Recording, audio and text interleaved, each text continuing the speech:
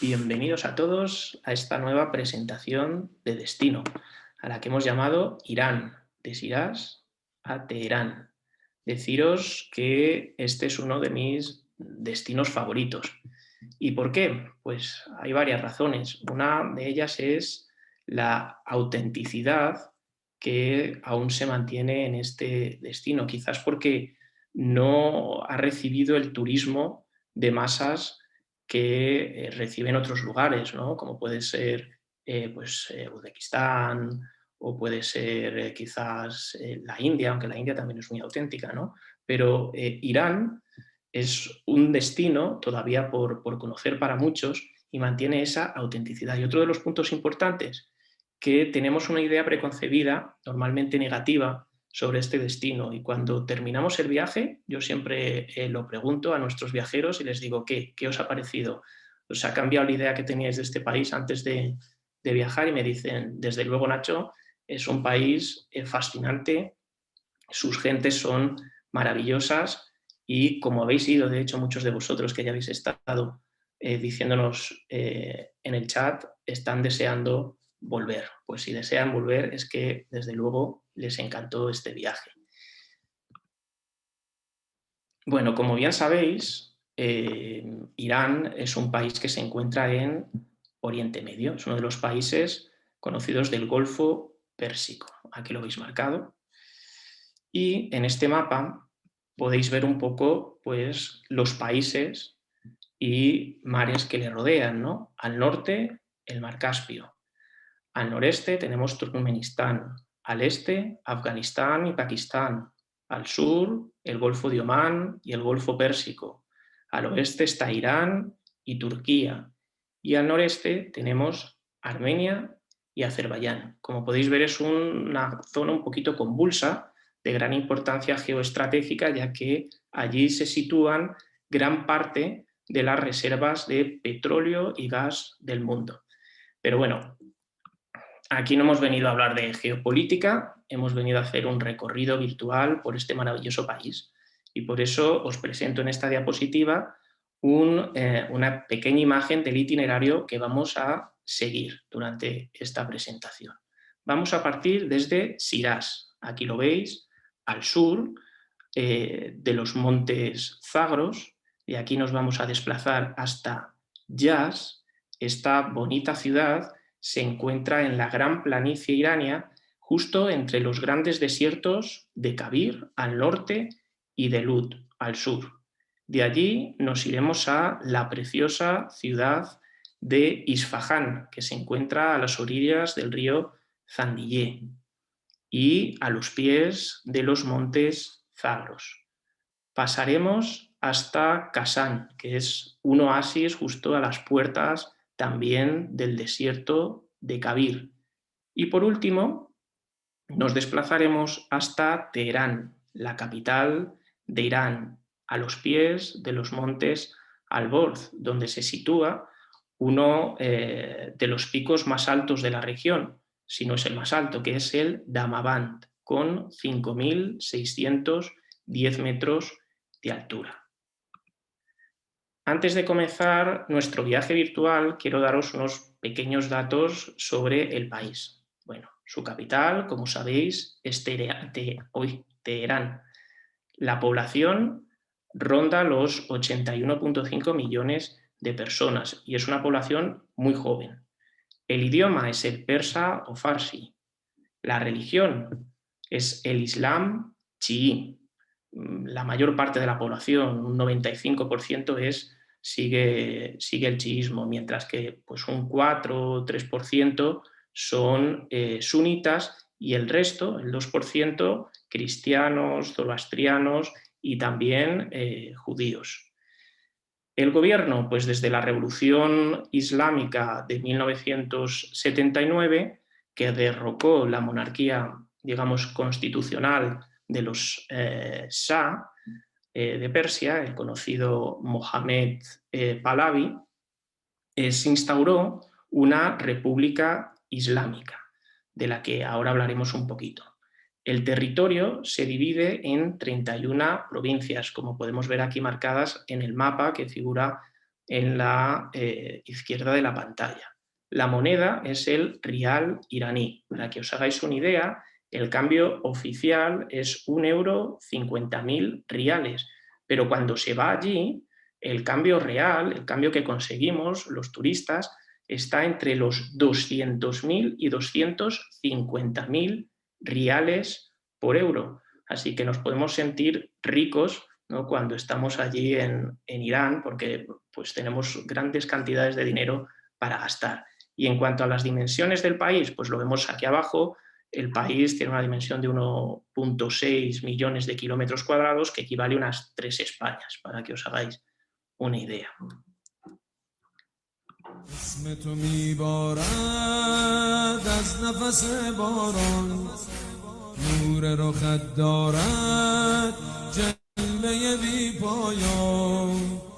Bueno, ¿qué os parece la música que sonaba? Como pongo aquí en la diapositiva, el país de los ayatolás, que también lo comentabais antes del inicio de la presentación en el chat. Pues sí, desde, como he dicho, la revolución que tuvo lugar en 1979, liderada por el famoso ayatolá Jomeini, el país pasó a ser una república islámica, con 3 grandes órganos de gobierno. El primero está el líder supremo, al que vemos aquí en el margen izquierdo de la diapositiva. Desde que murió Jomeini en el 89, este cargo lo ocupa Yamenei. Luego está el presidente de la República, Rouhani, que le vemos en la parte superior derecha. ¿El poder efectivo de Rouhani, de su gobierno y del Parlamento? Pues es muy escaso, porque todas las leyes que salen del Parlamento tienen que pasar por el visto bueno del líder supremo y del Consejo de la Revolución, ¿vale? El Consejo de los Guardianes, que son todos pues, clérigos chiitas y revisan que la ley cumpla no solo con la constitución iraní, sino también con la Sharia o ley islámica. Por lo tanto, pues se hace un poquito complicado gobernar si tenemos estos órganos por encima, ¿no? Las mujeres en Irán. Pues la primera inconveniente, ¿no?, o duda que nos surge cuando viajamos a Irán es la situación que viven allí las mujeres, y muchas de vosotras nos lo planteáis. Pues yo no quiero ir porque allí las mujeres llevan velo. Pues es cierto, llevan el hijab, es obligatorio, y no existe una igualdad de derechos entre hombres y mujeres. No lo existe. Lo más visible, como digo, es que por obligado cumplimiento las mujeres tienen que llevar el hijab. Esto es, solo pueden mostrar, como veis en la imagen, su cara y sus manos. Si bien esto depende un poco de la familia donde uno se cría. Hay familias más conservadoras, menos conservadoras, más o menos liberales. Aquí en la imagen pues veis aquellas pues, que son mujeres pues, más conservadoras, ¿no? Incluso la vemos aquí con su funda de móvil, una imagen de Yamenei, o cuando van a visitar los santuarios o mezquitas, que tienen que vestir pues, de una manera mucho más conservadora.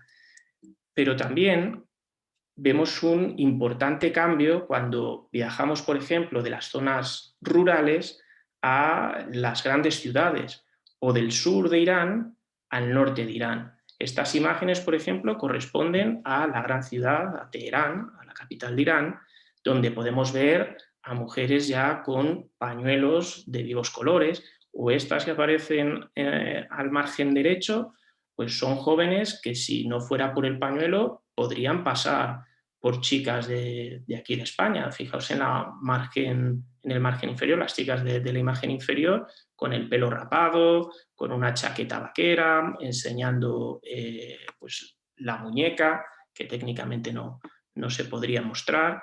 Es decir, poco a poco el país va evolucionando. Y yo siempre digo que el pañuelo, que sí, es un coñazo tener que ir con el pañuelo, desde luego, y más cuando hace calor y tenéis que ir con él puesto. pero el país ofrece muchísimas cosas, ¿vale? Para conocer. Y además esta diferencia entre hombres y mujeres no solo se aplican en Irán, en otros muchos destinos también existen y no por ello dejamos de viajar. Así que no dejéis de conocer Irán por esto. Seguro que cambiarán. De hecho, nuestro guía Joséin siempre dice, mira, nosotros queremos una evolución, no una revolución. Es decir, poco a poco las cosas seguro que irán cambiando. Está Internet, están las chicas que van a la universidad, por ejemplo, la hija de nuestro guía, que también viaja al extranjero, van a Turquía y van viendo cosas diferentes. Pues poco a poco seguro que el país se va abriendo. Pero bueno, vamos a comenzar nuestro viaje y lo iniciamos en Shiraz, conocida como la ciudad de los poetas. Shiraz, que se encuentra en un enclave estratégico y ha sido importante a lo largo de la historia, muy importante a lo largo de toda la historia,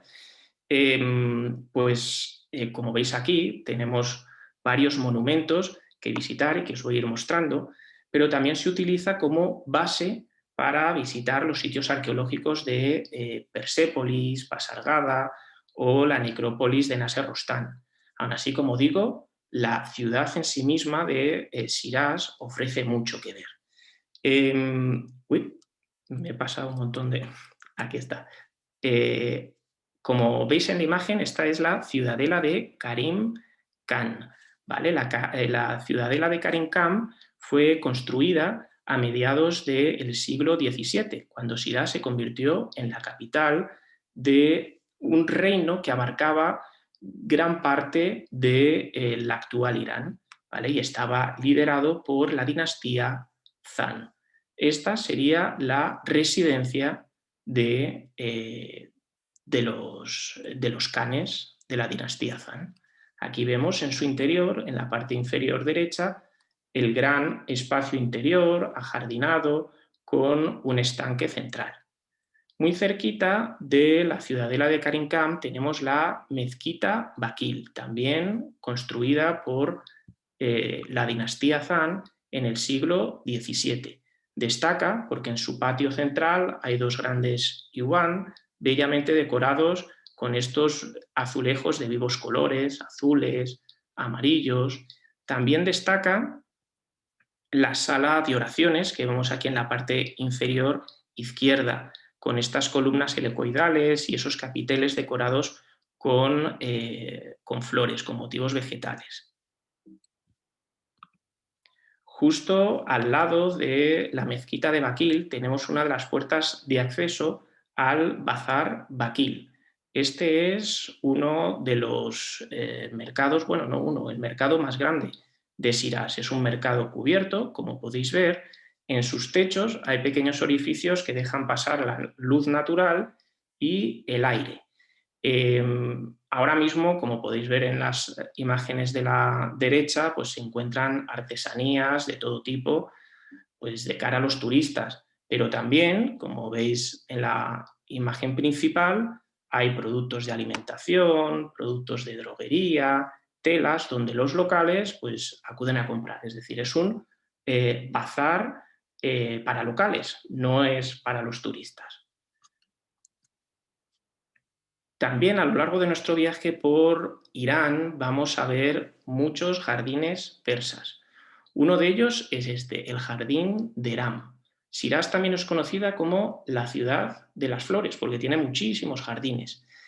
Estos jardines persas se caracterizan por ser pues, jardines normalmente vallados, con forma triangular, que tienen un edificio justo en el medio, rodeado de esos jardines, árboles, parterres de flores, canales, fuentes, pues todo un paraíso en unas tierras que suelen ser pues, bastante desérticas, ¿no?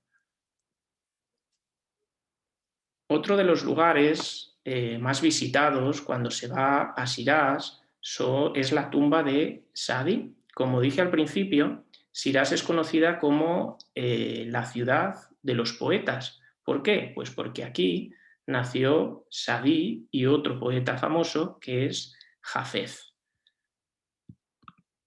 Y es muy típico que los persas, que son grandes amantes de la poesía, acudan aquí por la tarde a dar un paseo, a relajarse, a sentarse en un banco y leer mientras tanto uno de los poemas de Sa'dí o de Hafez. Bueno, aquí podéis ver al margen izquierdo algunos de los poemas de Sa'dí. El primero de ellos se encuentra en el Hall de las Naciones del edificio de las Naciones Unidas que se ubica en Nueva York. ¿Vale?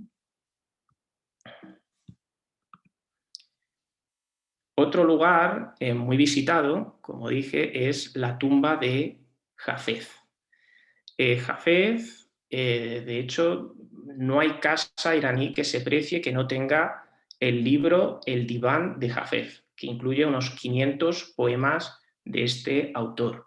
Y es muy curioso cuando se visita este lugar, porque podemos ver a una serie de personas que van con el libro del diván, al que se le acercan pues, aquel que solicita sus servicios y tiene un determinado problema, o por ejemplo, pues quiero saber si mi hijo va a aprobar las oposiciones. Entonces, esa persona abre el diván de Hafez por la primera página que le venga, lee el poema que se encuentra en esa página y hace una interpretación de lo que será pues, el problema de esa persona en concreto, es decir, qué ocurrirá. No te aflijas. La belleza volverá a regocijarte con su gracia. La celda de la tristeza se convertirá un día en un jardín cercado lleno de rosas. No te aflijas, corazón doliente. Tu mal en bien se trocará. No te detengas en lo que te perturba. Ese espíritu trastornado conocerá de nuevo la paz. No te aflijas. Una vez más la vida reinará en el jardín en que suspiras y verás muy pronto, oh chantre de la noche, una cortina de rosas sobre tu frente. No te aflijas si no comprendes el misterio de la vida. Tanta alegría se oculta tras el velo. No te aflijas si por algunos instantes las esferas estrelladas no giran según tus deseos, pues la rueda del tiempo no siempre da vueltas en el mismo sentido. No te aflijas si por amor del santuario penetras en el desierto y las espinas te hieren. No te aflijas, alma mía, si el torrente de los días convierte en ruinas tu morada mortal, pues tienes el amor para salvarte de ese diluvio. No te aflijas si el viaje es amargo y la meta invisible. No hay camino que no conduzca a una meta.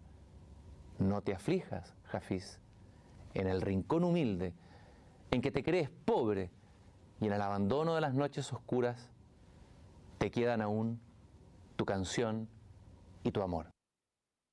Bueno, hemos escuchado uno de los poemas más famosos de Hafez, No te aflijas, leído por Christian Perken. ¿Vale? Yo no recito muy bien poesía, así que preferí que lo recitara otro por mí. Bueno, para que veáis lo importante que es la poesía en Irán, tanto Shadi como Hafez tienen su día nacional, que es festivo. En concreto, el de Shadi es el 20 de abril y el de Hafez el 11 de octubre. Otro de los lugares, sin duda, a visitar y más importantes y sagrados para los chiitas es el mausoleo de Shah Shiraz. Aquí están enterrados dos hermanos, Ahmad y Muhammad, hijos del séptimo imán chiita y hermanos del octavo. Llegaron aquí a Shiraz pues, huyendo o perseguidos por los califas abasíes y aquí están enterrados. El mausoleo se construyó a principios del siglo XII y se ha ido reformando hasta la fecha. De hecho, por ejemplo, la cúpula que veis aquí en el edificio o en el mausoleo principal es de mediados del siglo XX. Es, la verdad, el mejor momento para visitar este mausoleo, pues cuando ya está cayendo el sol o por la noche, cuando todos los fieles acuden después de sus trabajos y el mausoleo hierve de gente, es decir, vais a ver pues los diferentes rituales que realizan los chiitas cuando vienen a visitar estos lugares. Al interior del mausoleo, que vemos en la parte derecha de la diapositiva, no se puede acceder. ¿Por qué? Pues porque, bueno, salvo que alguno de vosotros seáis musulmán, ahí entonces no habría ningún problema. Cuando visitamos los mausoleos, normalmente nos acompaña un guía, ¿vale? Una especie de embajador. ¿Para qué? Pues primero para explicarnos lo que estamos viendo y segundo para ver y excepcionarse de que cumplimos con las normas normalmente de vestimenta y que no nos dispersemos demasiado. Uno de los lugares más famosos de Shiraz, pues es este que vemos aquí, la mezquita Nasir al-Mulk, también conocida como la mezquita rosa. Pues ¿por qué la llaman la mezquita rosa? Ya veis el color de sus azulejos que decoran pues todo este patio central. En su interior podemos ver nuevamente estas columnas con capiteles decorados con hojas. También podemos ver el mihrab decorado con estos mocárabes y estos azulejos de múltiples colores. Pero sobre todo, lo que destacamos en esta mezquita es el bonito juego de luces que hacen sus vidrieras con las primeras luces del día y que desde luego todos queremos siempre hacer una bonita foto para llevarnos de recuerdo. Bueno, continuamos nuestro viaje y sin duda Persépolis es uno de esos lugares al que todos queremos conocer. De hecho, muchos de nuestros viajeros dicen, yo quiero ir a Irán únicamente para ver Persépolis. Luego ya cuando conocen el resto de lugares que ofrece este país, pues cambian un poco de opinión. Pero desde luego este es uno de los sitios arqueológicos más interesantes que nos podemos encontrar, no solo en Irán, sino en todo el mundo. Persépolis es la ciudad soñada, ¿no?, que mandó construir Darío I, continuó Jerjes I, su hijo, y su nieto, Arcajerjes I. ¿Para qué? Pues para mostrar al mundo el esplendor del imperio persa. Si os fijáis en esta imagen, en este plano, el complejo de Persépolis se sitúa en una explanada que se encuentra en alto, a la que accedemos por aquí, por la parte inferior, a través de unas escaleras. Una vez arriba nos encontramos con la puerta de los 4 confines o la puerta de todas las naciones. Una puerta monumental, como podéis ver, que está flanqueada por estas grandes figuras, ¿no?, mitológicas que nos encontramos aquí, los limasús, estos bueyes. Desde aquí se accedía a la sala de audiencias, que era conocida como la Padana. En esta imagen que vemos, estamos viendo las escaleras ¿vale? La escalera que da a la Padana. En la parte inferior podemos ver pues los diferentes pueblos que formaban el imperio persa. Una vez arriba, en la Padana, había 72 columnas de 25 metros de alto que soportaban toda la estructura. Os podéis imaginar la grandiosidad de este edificio. Ahora solo quedan unas cuantas columnas en pie. Esta imagen que vemos a la derecha, pues es uno de los capiteles que sujetaban ese tejado de cedro libanés. Aquí lo vemos con formas de toro, pero también tenemos otros con formas de leones, de grifos. Justo detrás de la Padana encontramos lo que es conocido como el Palacio de Darío o Palacio de Invierno. En la parte inferior podéis ver esos soldados de élite del ejército persa, conocidos como los inmortales, ¿no?, que los veremos representados por toda Persépolis. Encontramos otros relieves, como este del margen izquierdo, donde aparece el gran rey, o el que vemos en el centro, ¿no? Que es el dios zoroastrista, que es Ahura Mazda. Pero desde luego lo que más sorprende al visitante son los relieves que nos encontramos en la escalera norte de la Padana.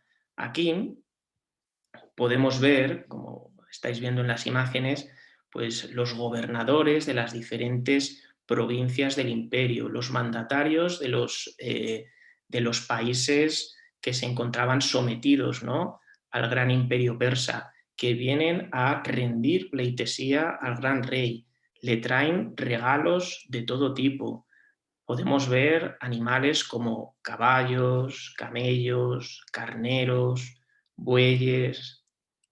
Vemos soldados de todos los rincones del imperio que custodian, como digo, al gran rey, en este relieve cuyo original se encuentra en el palacio, en el Museo Arqueológico de Teherán. En el centro vemos a Darío I. En la parte trasera, tras él, está su hijo, Jerjes, y están recibiendo al chambelán que dice que ya vienen los embajadores con los regalos. Una vez vemos pues esta escalera norte y sus fantásticos relieves, atravesamos, como podéis ver en la imagen de la parte inferior derecha, conocida como Sala de las 100 columnas y también el Tesoro. Estas dos salas pues, se llenaron de todas aquellas riquezas provenientes de las campañas militares y de los impuestos que pagaban las provincias y, lógicamente, los países vasallos. Si veis, en lo alto de ese risco montañoso hay una tumba. Es la tumba de Arcajerjes III. Desde aquí arriba, además, no es complicado subir, ¿no? Lo que es el acceso no está demasiado trabajado, pero poquito a poquito se puede llegar, no hay problema. Y fijaos la espléndida panorámica que tenemos de todo el complejo de Persépolis. Al fondo, detrás de esas grandes columnas que son la Padana, se ve una mancha verde, pues justo ahí es donde en 1971 el Shah de Persia, aquí le vemos Mohammad Reza Pahlavi, organizó lo que se ha venido a conocer como los fastos de Persépolis, que conmemoraban los 2500 años del imperio persa. Lógicamente, y como era normal, debido a la mala situación económica que atravesaba el país, pues estas celebraciones, estos festejos no sentaron nada bien a los iraníes. Y desde luego ya fue como la gotita que colmó el vaso de su paciencia. Y luego, cuando en 1979 triunfa la revolución islámica, pues también tendremos que explicarnos por qué, ¿no? Porque básicamente Khomeini y los ayatolás aprovecharon cosas como esta que vemos aquí para dañar la imagen de la monarquía constitucional.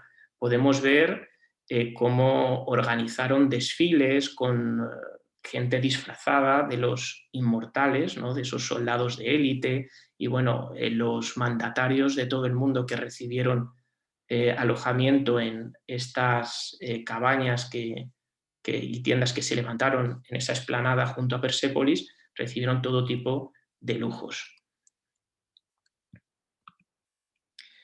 Muy cerquita de Persépolis, a unos 5 kilómetros, nos encontramos con la necrópolis de Nasser Rostan. Aquí se entierran los reyes aqueménidas a partir de Darío I. De la única tumba que se tiene seguro que corresponde al rey, que se sabe a ciencia cierta a quien corresponde el enterramiento, es la de Darío I. ¿Por qué? Porque ahí encontramos una inscripción. Mientras que las otras, como veis, hay un pequeño interrogante porque no se sabe bien si corresponden a ese u a otro. Como podéis ver, todas las tumbas tienen una forma cruciforme, compuesta en tres partes: la parte inferior, la parte media, con una forma semejante a lo que debía ser una padana que da acceso a la propia tumba, y una parte superior donde estaba representado el monarca. Esta de aquí es la tumba de Darío. Como podéis ver, aparece pues, la esfinge del gran rey con el símbolo de Aura Mazda y el fuego sagrado, soportado todo ello por pues, pequeños personajillos que representan los pueblos que conquistó y que estaban sometidos al gran imperio persa. Justo a la espalda de la figura de Darío hay un texto que podéis ver en la parte derecha de la diapositiva. Un segundito, que me he ido. Que dice algo así: soy Darío el gran rey, rey de reyes, rey de países que contienen todo tipo de hombres, rey de grandes territorios de esta gran tierra. Y a continuación nos comenta: por el favor de Aura Mazda, estos son los países que he tomado fuera de Persia. He reinado sobre ellos, me han pagado un tributo, lo que les ha sido dicho por mí, lo han hecho. Mi ley los ha sometido firmemente. Y a partir de ahí empieza a enumerar todos los pueblos que estaban sometidos al imperio persa: Media, Elam, Patria, Aria, Bactriana, etc., etc.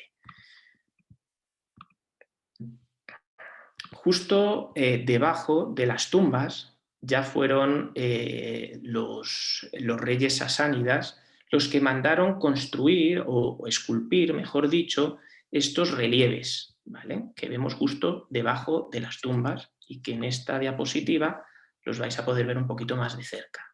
En la parte central vemos la victoria de Sapur. ¿Sobre quién? Pues sobre el emperador romano Valeriano.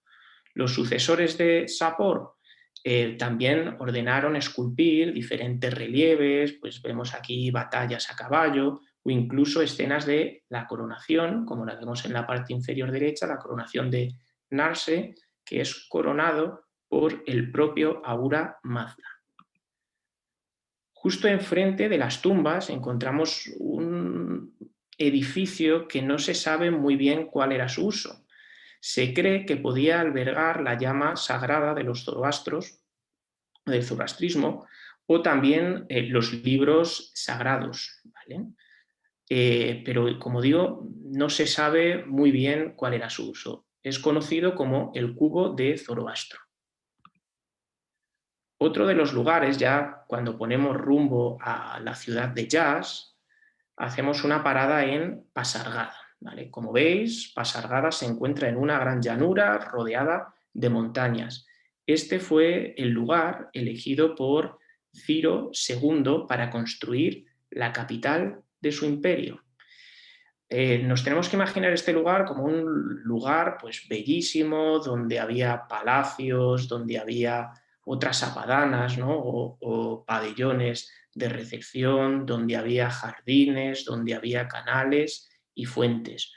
Hoy en día, pues la verdad que no queda mucho. Podemos ver pues, esta estructura que nos recuerda a la que hemos visto en Nasser Rostán, ese cubo de Zoroastro. Aquí vemos los restos de lo que puede ser el palacio, lo que correspondería a uno de los palacios del complejo, o esto que sería la sala de audiencias.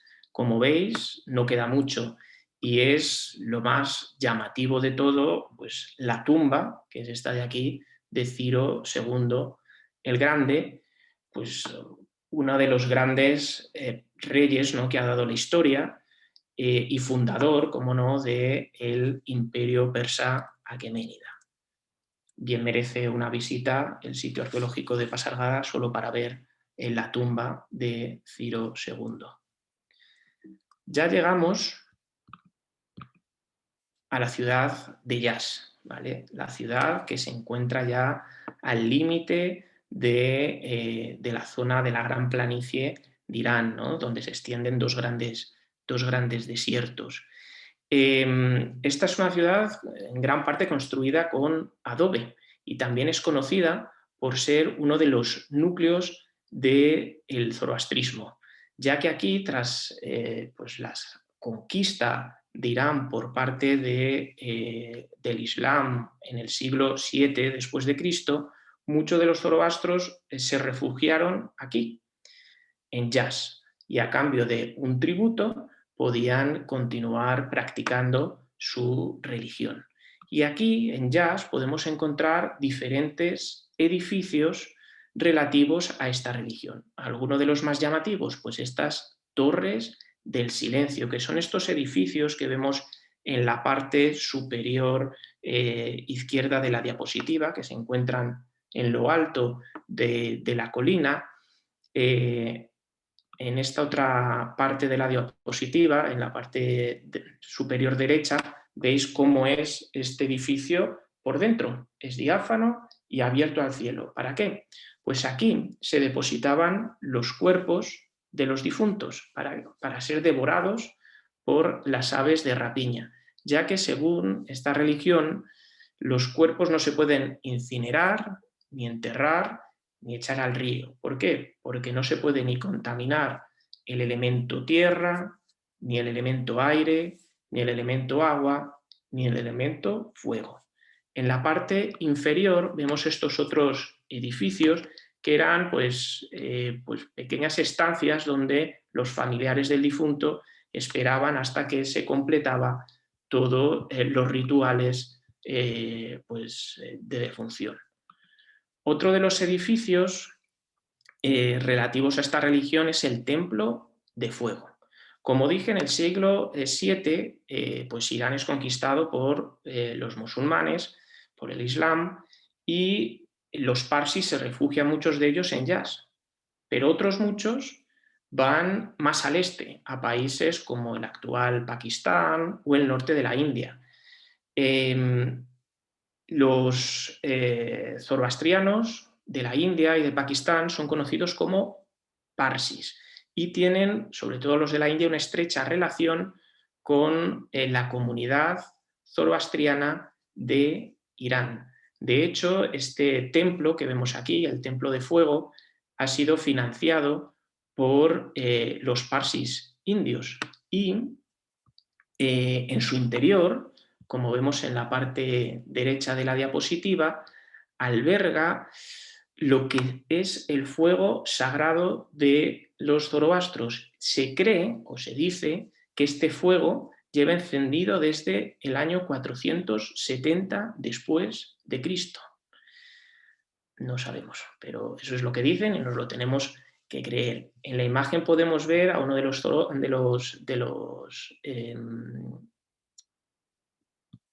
sacerdotes zoroastrianos, cómo mantiene vivo el fuego.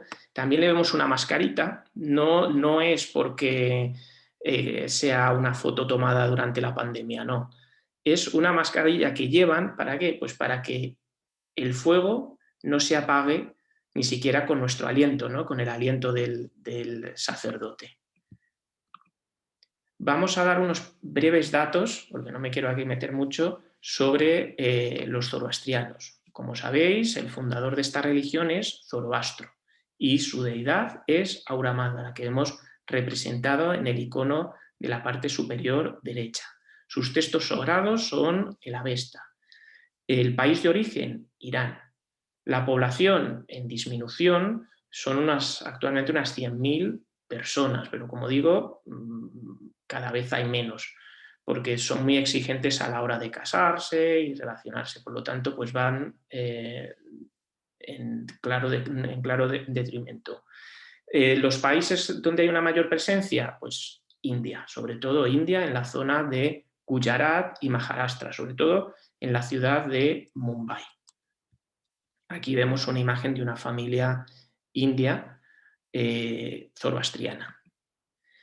Parsis famosos. Bueno, pues yo creo que el más famoso de todos, ¿no?, es Freddie Mercury, vocalista de Queen, cuyos padres eran parsis provenientes de Gujarat. También tenemos a Zubin Mehta, que es director de orquesta de música clásica, y Ratan Tata, que vemos aquí en la parte inferior, que es presidente del grupo Tata y uno de los hombres más ricos de toda la India. También creo que el actual director, el titular de la Orquesta Nacional de España, David Afkam, es parsi. Por si algunos sois aficionados a la música, pues saber que el director titular de la Orquesta Nacional de España es un parsi, eso sí, creo que es de origen alemán. Uno de los lugares, sin duda, más bonitos de todo Yas es esta mezquita, ¿no?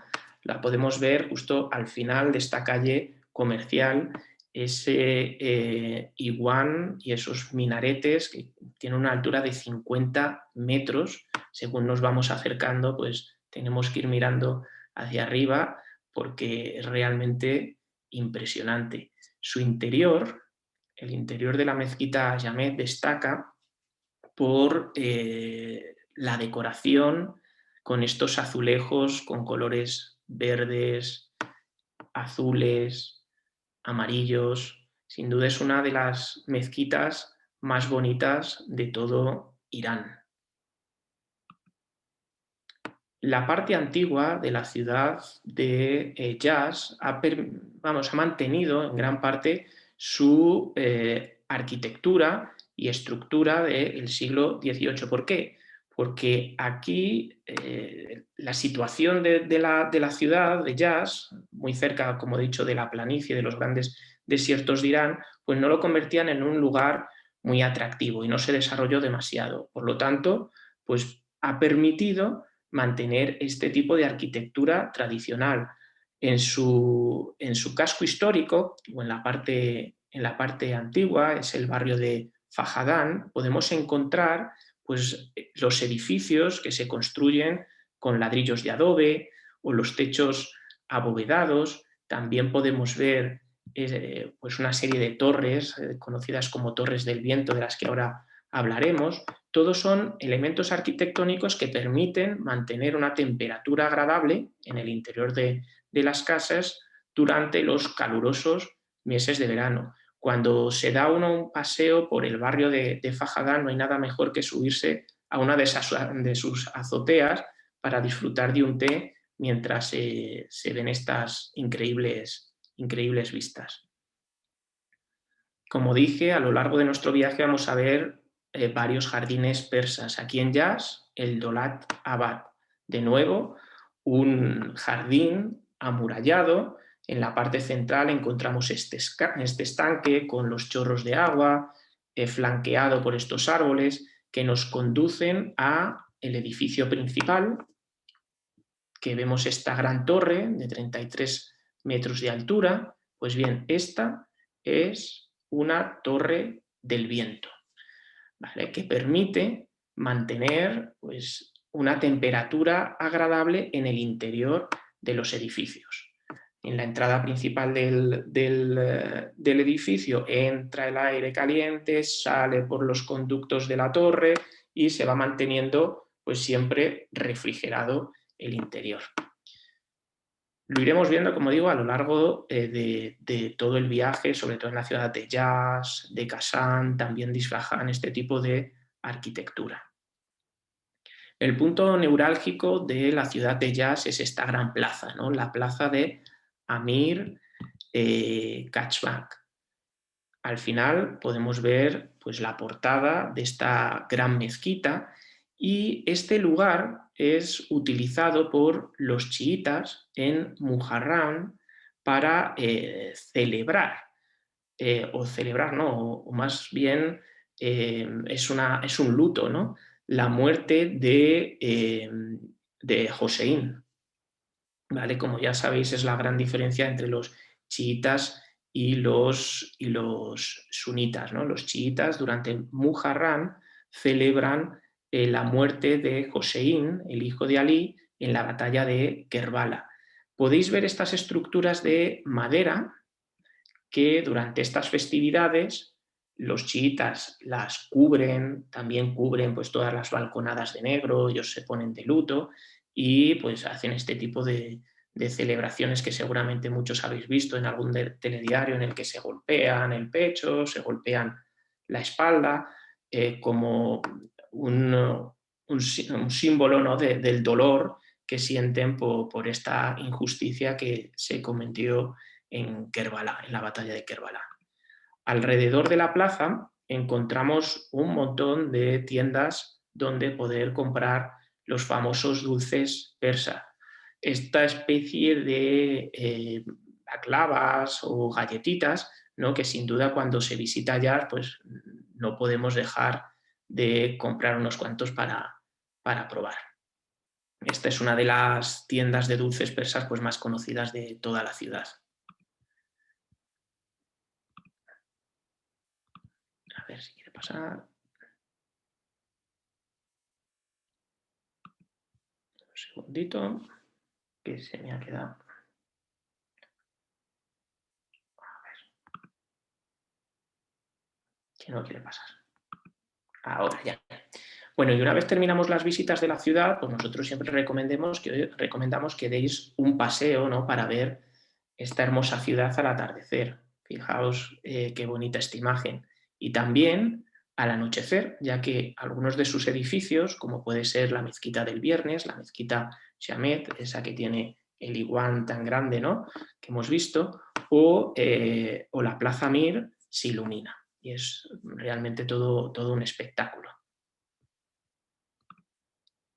Ya ponemos rumbo hacia Isfahán y en el camino vamos a hacer un par de paradas. La primera de ellas va a ser en Meibot para ver este castillo, el castillo de Narín, construido enteramente en adobe y uno de los más antiguos de todo Irán. Subimos hasta la azotea y podemos tener estas vistas que vemos en la diapositiva de toda la ciudad de Meibot y de todo el valle circundante. También vamos a hacer una parada en el Carabasar de Meibot, estos lugares utilizados por los mercaderes provenientes del lejano oriente y cargados de lujosas y exóticas mercancías, pues que paraban aquí para descansar y refrigerarse. Otro de los lugares que visitamos es Naín, donde encontramos una de las mezquitas más antiguas de todo Irán. Esta data del siglo VIII después de Cristo, unos 100 años después de la conquista islámica de Irán. Como podéis ver, en su interior vemos unos trabajos de estuco pues maravillosos, con diferentes motivos geométricos y florales. Se cree que en este mismo sitio había un templo de fuego zoroastriano. Lógicamente, cuando llegaron los musulmanes, pues construyeron sobre este mismo lugar una mezquita. También aquí es muy curioso visitar, hay un sótano justo en el patio central, bajamos por unas escaleritas al sótano y aquí encontramos una sala de oración que se utilizaba en verano para estar fresquitos. Y si nos da tiempo, podemos dar un paseo por el pueblecito, la ciudad de Naín. Podemos ver al fondo de esta imagen ese castillo de Naín, pues, que parece deshacerse, ¿no? Como son construidos con adobe, pues la lluvia, el tiempo, pues los va erosionando y parece que se ha deshecho. También podemos dar un paseo por el bazar abandonado de Naín, que poco a poco su actividad va aumentando y vamos viendo cómo se van abriendo tiendas, sobre todo en la parte ya final del bazar. Así que a ver si poco a poco pues, van abriendo más y más tiendas y podemos verlo más activo. En la parte inferior de la imagen vemos esta curiosa estructura con 4 torres del viento, como las que vimos anteriormente, y esta especie de cúpulas a ras de suelo. ¿Qué son esto? Pues son conocidos como las ice house o casas de hielo, como las que vemos también en esta imagen. Construcciones en adobe que buscaban mantener, pues eso, el hielo en condiciones, incluso en los calurosos veranos. También podemos ver, construidos con adobe, estos palomares, ¿no? Antes no tenían ni mails ni teléfonos, así que se servían de estos animales para enviar los mensajes de un lugar a otro. A lo largo del camino veremos varios de estas construcciones, de estos ice house y otras muchas construcciones de adobe. Llegamos ya, eso sí, a Isfahán, ¿no? La ciudad sin duda más bonita de todo Irán. Aquí vamos a encontrar palacios, vamos a encontrar mezquitas pues, hermosísimas, jardines. Es como si estuviéramos en un cuento de las 1001 noches. Nuestra primera visita será en el Palacio Hast Behest, que viene a ser traducido como 8 paraísos. Este palacio o pabellón, junto al siguiente que vamos a ver, formaban parte del gran complejo de jardines del palacio del Shah Abbas. Si os fijáis, en este edificio, pues de forma rectangular, tiene un porche con columnas y en la sala central, esta gran sala central cupulada, decorada con hermosos mocárabes, da acceso, lo podemos ver justo en esta parte derecha de la diapositiva, pues a unas salas en 2 alturas que se encuentran en las 4 esquinas del edificio. Y nuevamente el pabellón está rodeado de jardines y de estanques y canales. El siguiente palacio, pues el palacio de Chehen Sotun. Como digo, todos pertenecían a ese complejo palaciego de El Shah Abbas. En concreto este, si veis, tiene un porche con unas 20 columnas de madera que dan acceso a una gran sala decorada, como veis en la imagen, con grandes murales que cuentan diferentes historias. Llegamos ya a la plaza de Nas-e-Jahan, pues el punto neurálgico de la ciudad de Isfahán. Es patrimonio de la humanidad del UNESCO y, como veis, alberga los edificios pues, más importantes de toda la ciudad. A la derecha podemos ver el edificio o palacio Ali Kapur, que era el poder político, ¿no?, de la ciudad, representaba el poder político. También vemos al fondo la mezquita del imán. A la izquierda tenemos otra mezquita, la mezquita del jeque Lot Falah. Esos representan el poder religioso. Y luego tenemos el poder económico, que representaban todo el bazar que rodea la gran plaza. Vamos uno por uno, comenzando por el palacio de Ali Kapur. Este edificio se construyó como mera entrada al complejo palaciego del Shah. Como veis, tiene una espectacular terraza columnada desde donde, como estáis viendo en el vídeo, se tienen unas vistas preciosas y panorámicas de toda la plaza.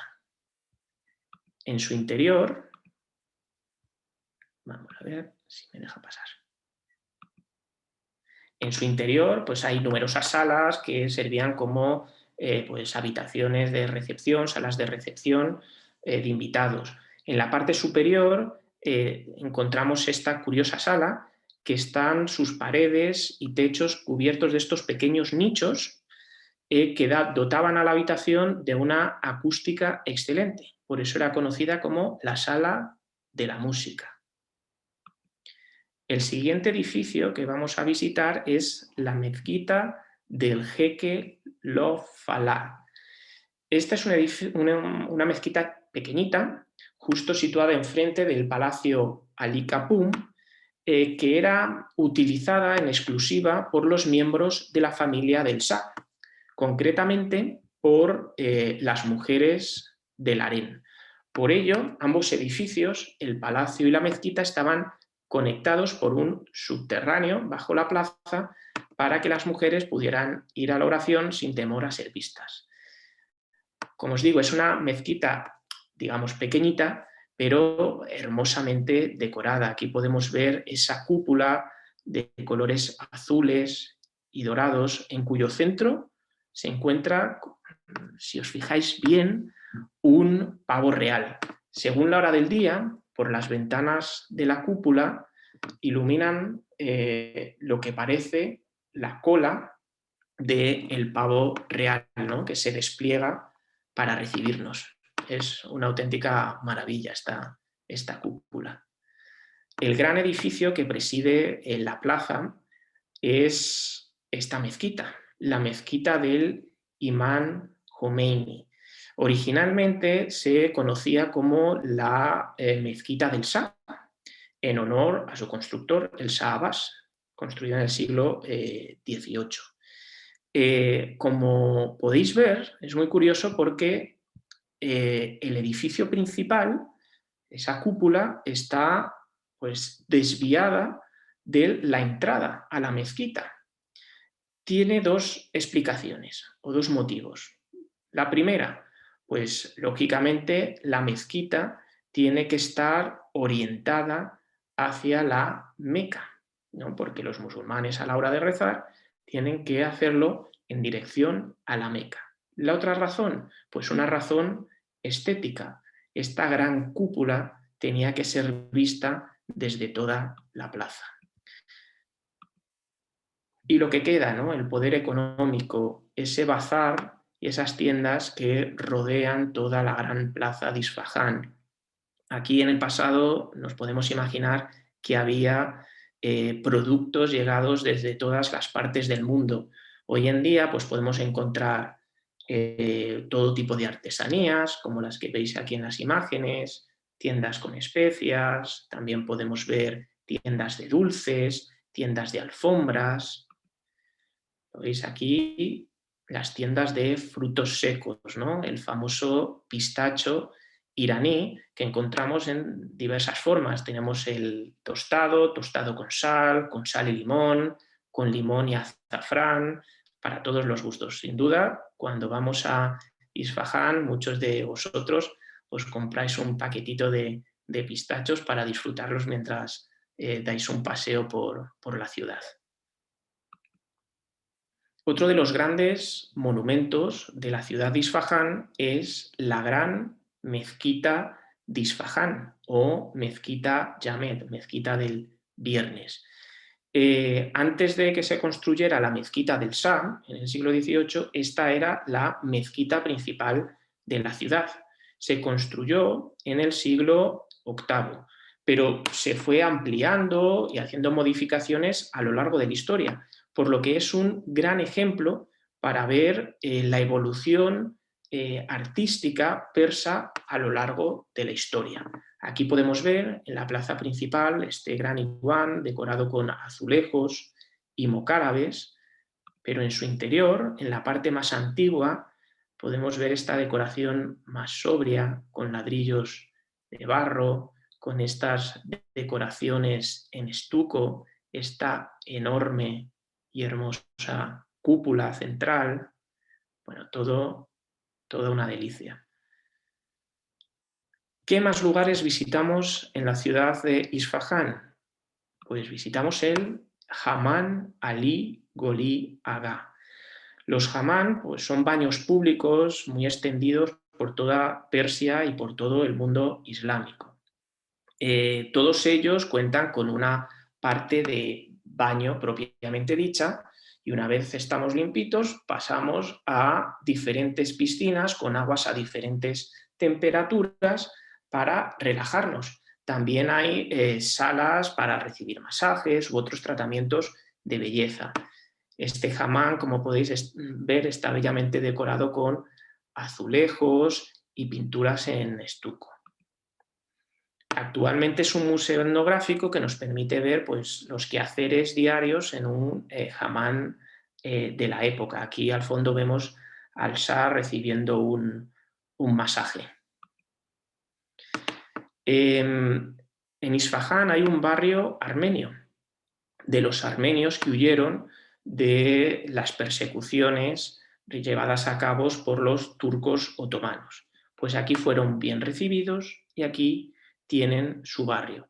El centro del barrio armenio de Isfahán es la Catedral de San Salvador o Catedral Bank, construida a principios del siglo XVII.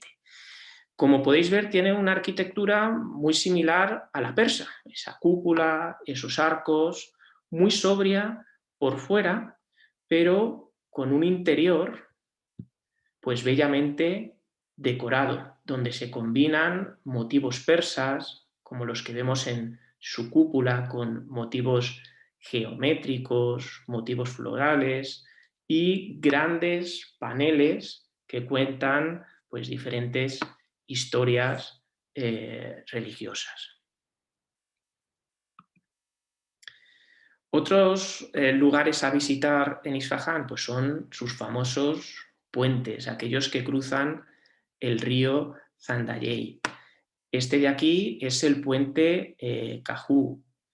Si os fijáis, no cumplían una mera función práctica, cruzar el río de lado a lado, sino que también tenían que ser puentes bonitos, estaban pues bellamente decorados. ¿Para qué? Pues para que los habitantes de Isfahán pudieran disfrutarlo, pasear, cobijarse en sus sombras, refrescarse con la brisa del río o contemplar los diferentes espectáculos y actividades que se llevaban a cabo en este río. Actualmente sigue siendo uno de los puntos de encuentro tanto de jóvenes como de mayores que vienen aquí por la tarde, al anochecer, pues para disfrutar de un buen rato.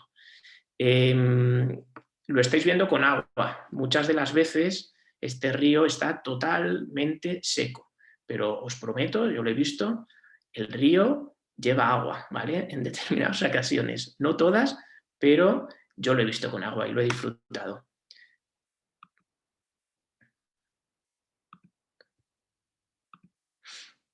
Un segundito, que cuando hay un vídeo... Vale.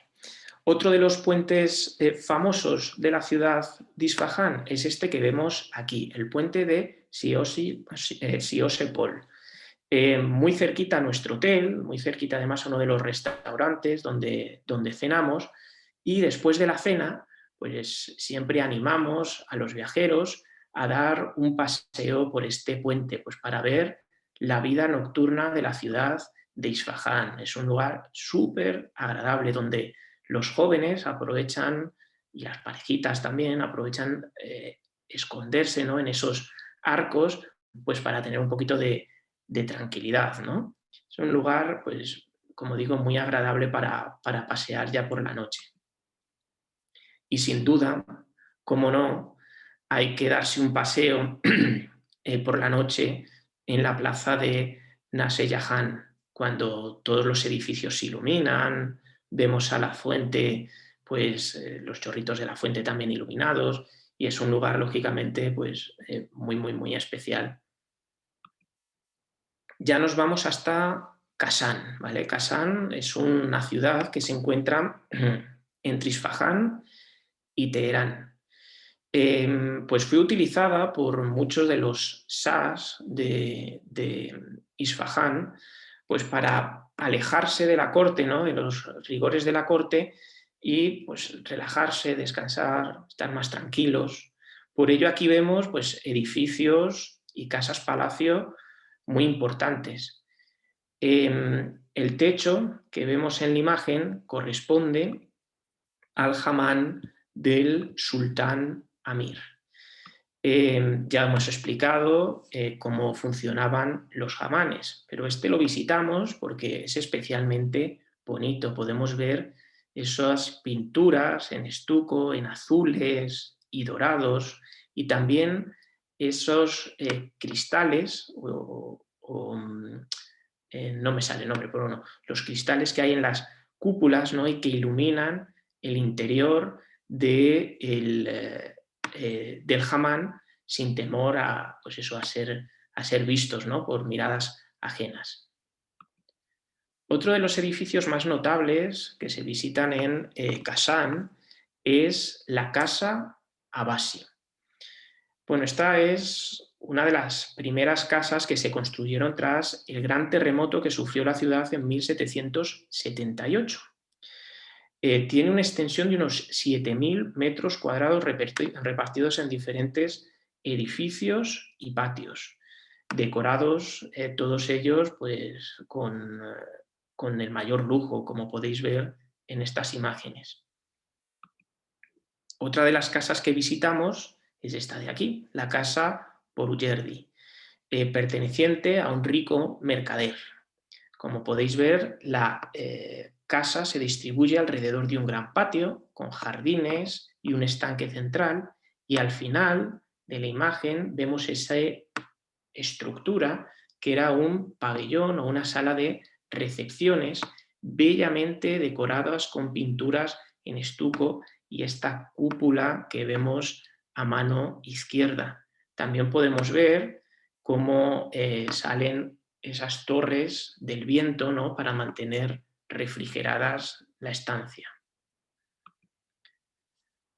Otro de los jardines persas que visitamos por nuestro viaje en Irán, pues es el Pagefin.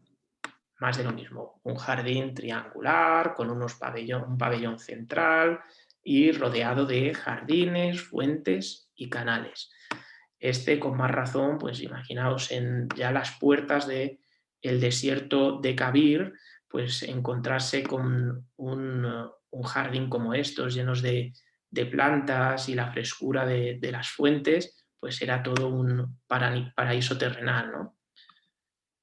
Es muy típico en Irán hacer picnics en los parques de las diferentes ciudades.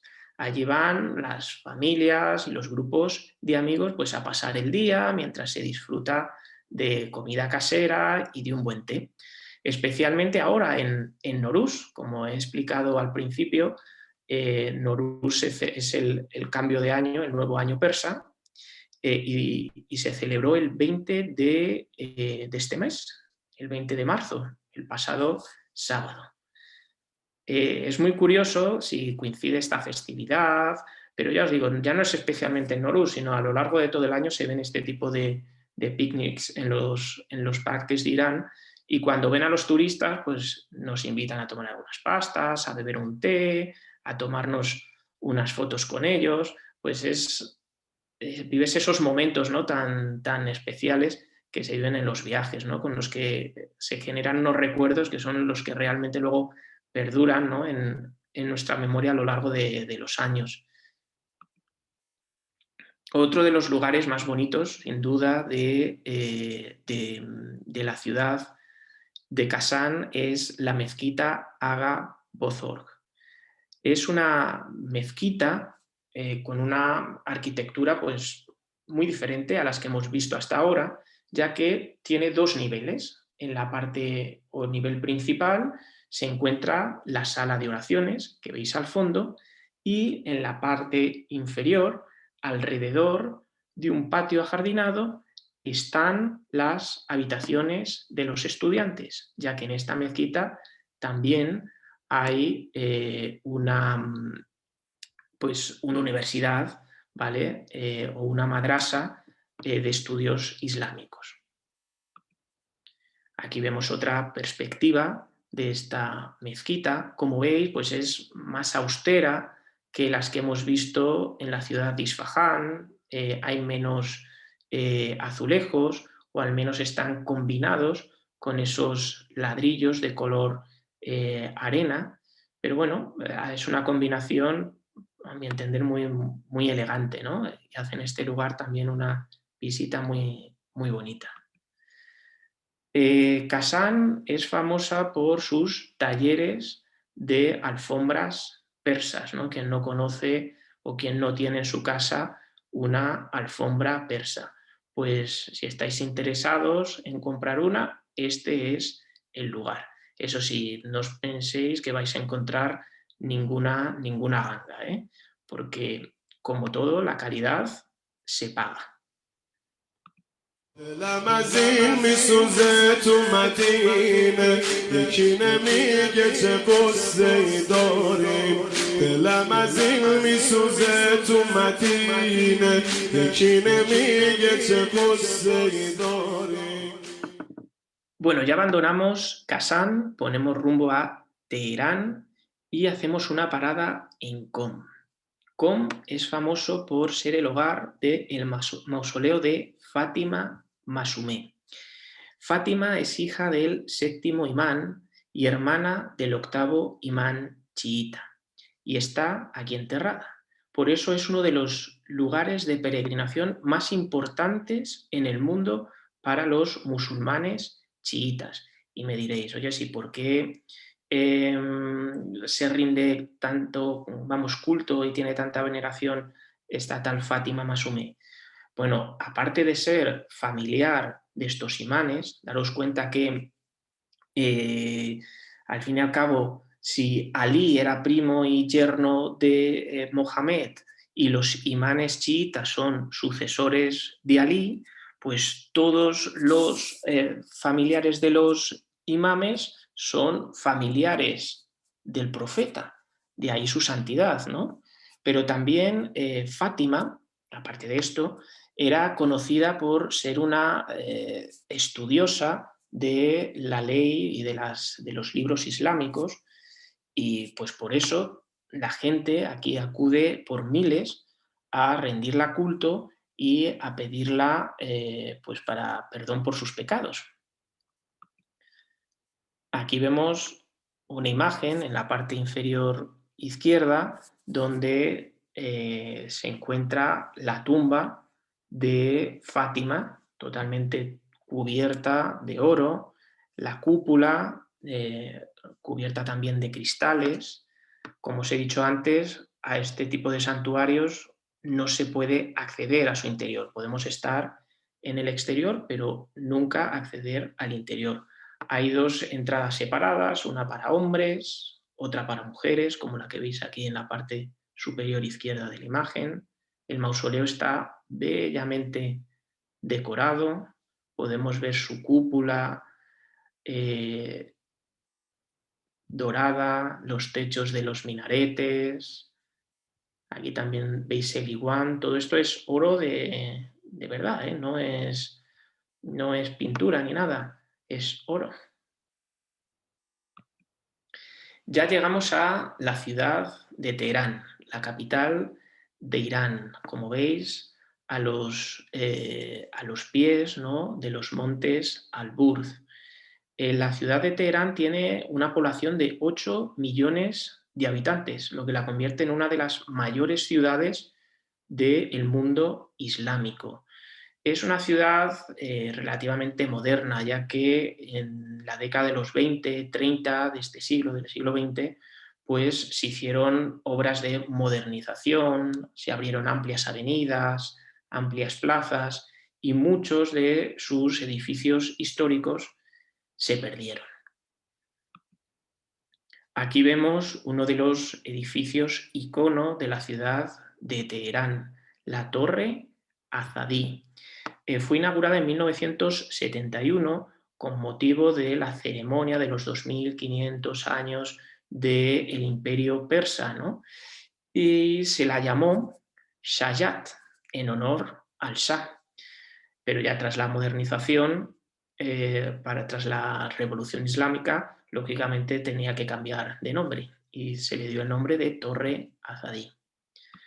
Otro de los edificios que más llaman la atención en el skyline de Teherán es la Torre Milad, la torre de telecomunicaciones, con 435 metros de altura, nos ofrecen una vista panorámica de toda la ciudad de Teherán. También en esta imagen podemos ver pues, todos estos edificios, ¿no?, estos rascacielos, estos edificios modernos que a muchos de nosotros nos sorprende cuando llegamos a Irán, ¿no? Porque, como decía al principio, tenemos una idea preconcebida, nos imaginamos que vamos a llegar a Teherán y vamos a ver caballos y carros y calles polvorientas y los mulás de un lado para otro. Bueno, no. Teherán, como veis, es una ciudad moderna y, qué decir, pues lo vemos en este tipo de imágenes. Otra de las visitas obligadas cuando se va a Teherán es el Museo Arqueológico. La colección del Museo Arqueológico se divide en dos, el arte preislámico y el arte islámico. Y podemos ver algunas de las joyas, ¿no?, de los diferentes imperios persas que pasaron por aquí, el relieve que vemos en la parte central del que hemos hablado antes, ¿no?, de Darío I, y muchas otras piezas. El Palacio de Golestán es otro de los lugares, sin duda, que hay que visitar en la ciudad de Teherán. Los orígenes los tenemos en el siglo XVI, pero la gran parte de este edificio pues se corresponde, o de estos edificios, porque creo que son un total de unos 8 edificios, más patios, más pabellones, corresponden al siglo XIX, a la dinastía Qayarí.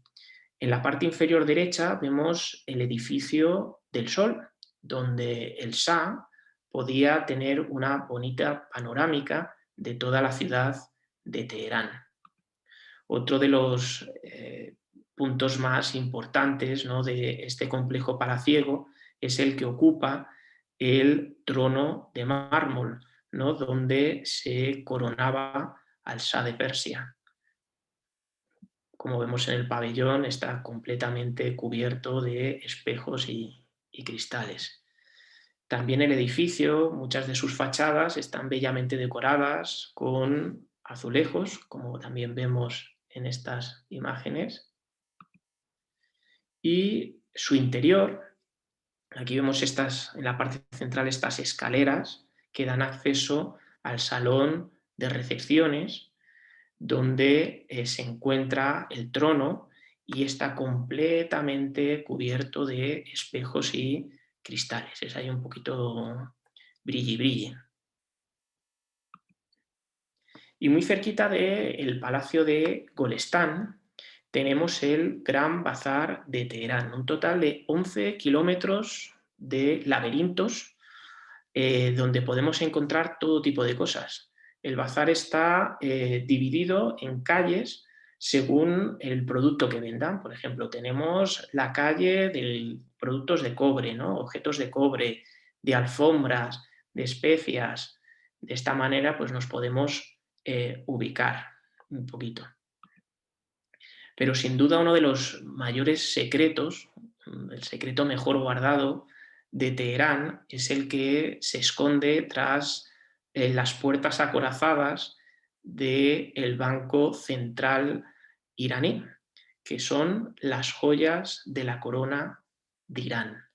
Es complicado, digamos, visitar este lugar porque muchas veces pues está cerrado por diferentes razones, pues desde que va a haber una visita de unos diplomáticos, desde que por temas de seguridad, porque hay una festividad especial, por lo tanto no siempre se puede visitar. Además hay unos horarios súper restringidos, las colas son enormes y por estas razones no siempre se puede visitar, pero si se tiene la oportunidad merece la pena, desde luego.